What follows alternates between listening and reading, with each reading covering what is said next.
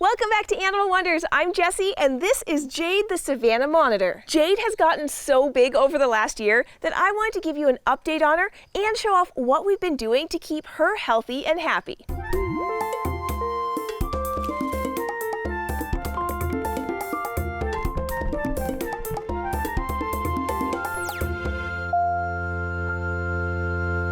So for the last few months, it's been both slower and busier than it normally would be. It's been slower because all of our spring public presentations were canceled or rescheduled due to the pandemic. But it's been busier because we had to close up the facility to all outside help, including volunteers, interns, and most of our employees were working remotely, which left Augusto and me to care for all of the animals ourselves, which is a lot. But even though we had a ton of work on our plates, we found the time to get so many needed improvement projects done. And one of those projects was building a new enclosure for this big girl. Now, I want to show off her new enclosure, but I'd like her to get down and moving around because that's what she really likes. The last time I showed Jade off on camera was on a walk outside, and she was still able to wiggle out of her harness. But she's grown so much that now she fits almost perfectly. All right, Jade, let's get your adventure on.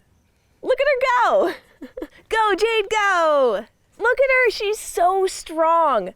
And she's so fast. Okay, so I'm pretty proud of Jade's new home because it's been like 2 months in the making. To give a little background on it, we couldn't just purchase a huge enclosure from a reptile specialty company because we have limited space in our reptile room and the piece needed to be custom built. It's also really expensive to buy large pre-made enclosures, and since we're on a tight budget, I was happy to put in most of the work myself so we could save on the total cost. I did ask for help with the construction of the wood frame, so my brother and I sat down and created the design. The enclosure needed to fit into our reptile room and still leave space for the other enclosures. And we also needed to keep a little nook for our cockroach colony and our broom and mop. We're literally using every inch of space that we have available. And we also made plans for a few other enclosures, but that's a story for another time. When everything was accounted for, we cut and put all the pieces together and made it ready for the sealant. I used Pond Shield on the inside to make it waterproof. This is a kind of epoxy paint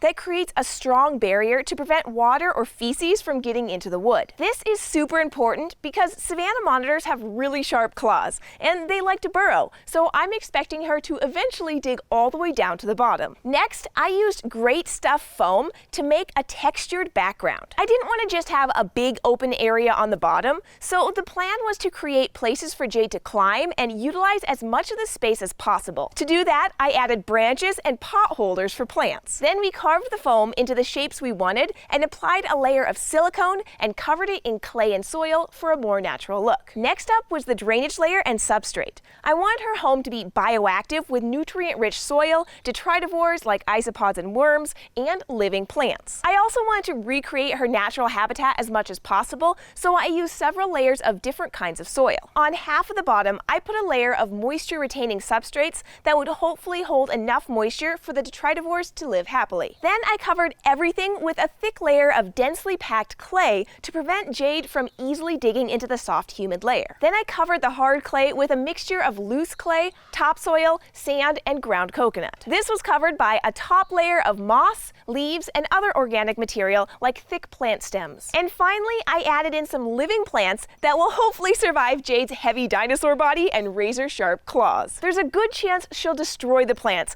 but I've got my fingers crossed that a few will survive and grow into more protected areas. For lighting, I have a high-quality UV light for Jade and a 6500 LED light for the plants. And about once a week, I add more water to the substrate to keep the very bottom nice for the isopods living in the soil. Now, heating was another consideration, and I was concerned about adding in a ceramic heat emitter due to the space I had. So I held off making that decision until everything was set up and I could see what the true temperature would be using my heat gun. Since the reptile room is kept at about 80 to 85 degrees Fahrenheit during the day, the light strip at the top heats the top branch basking area to 120 degrees, and this shelf is 105 degrees. The rest of the enclosure is 85 to 87 degrees Fahrenheit, and at night the temperature drops to between 75 and 80 degrees. So everything worked out perfectly, and after a month of letting the plants take root and the detritivore colonies to build up, it was time to let Jade explore her new space. She was excited to go in,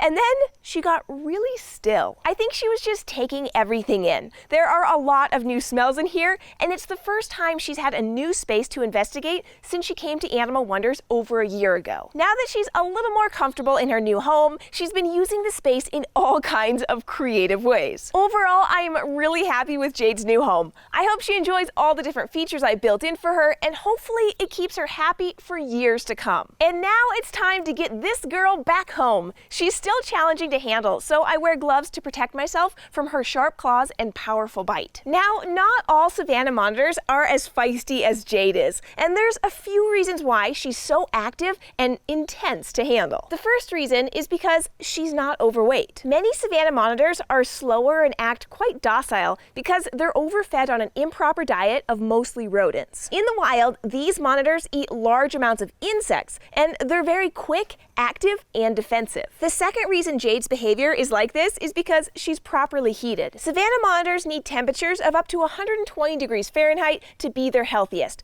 and many aren't kept hot enough, so they're always a bit sluggish because they're not at their best. And the third reason Jade is so feisty sometimes is because she came into the world with this personality, and she hasn't been handled as much as she could have been. The reason is because Jade's previous enclosure was located too high for easy access, and as she grew bigger, stronger, and smarter, she made it very challenging to get her out for handling and training sessions. She would get very focused on food and bite anything that came into her space. So while I did get her out, it wasn't as often as I would have liked, which is another reason why I'm just so excited that she's moved into her new enclosure so I can interact with her much easier and we can rebuild our relationship. I hope you've enjoyed getting to see how big Jade has gotten and how we're working hard to keep her healthy and happy. If you'd like to keep learning about animals and how we're caring for the other 90 animals at Animal Wonders, be sure to subscribe, and I'll see you next week. Bye!